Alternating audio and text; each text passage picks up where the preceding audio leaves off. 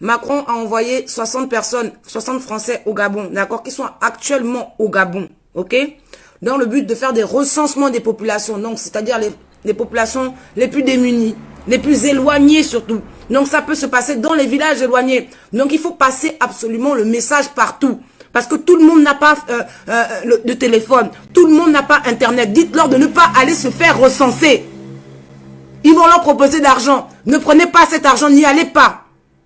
Rodstan est là et Sono, un pasteur d'une église évangélique, je pense que c'est sur Libreville, je ne suis pas sûr, a accepté de l'argent pour faire vacciner les adeptes de son église. La toile s'enlise et les avis divergent entre ceux qui soutiennent l'activiste gabonaise Paquita Mboni et ceux qui refusent de se faire berner, préférant de réitérer leur admiration au pasteur Rostand et Sonela de l'église évangélique du Gabon, accusé d'avoir perçu une importante somme d'argent destinée à une série de vaccinations dans l'arrière du pays.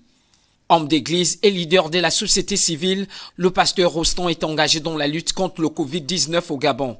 Pour lui, les rumeurs qui courent sur sa personne sont infondées.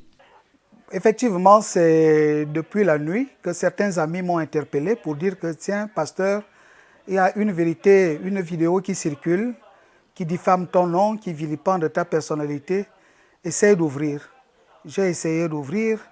Il s'agit d'une vidéo d'une certaine Paquita Mboni.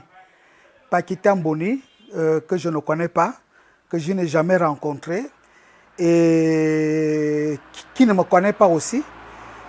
Et une autre vidéo d'un certain, je ne sais pas, un homme que j'oublie le nom.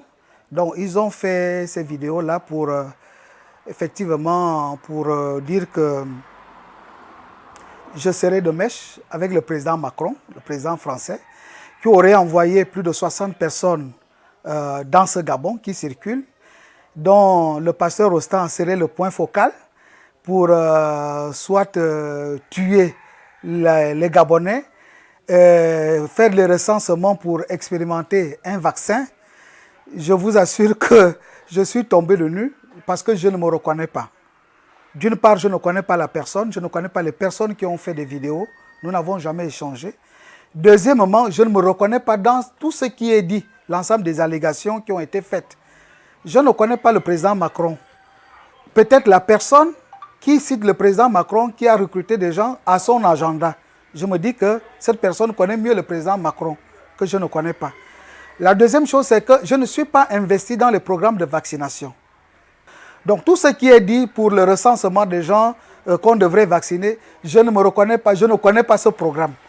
Donc je me dis même que c'est une manière de nous divertir parce que je suis impliqué, comme vous le savez, dans la riposte nationale contre le coronavirus. Je suis engagé comme responsable du plaidoyer et de la mobilisation communautaire dans le groupe d'alternatives communautaires contre le coronavirus.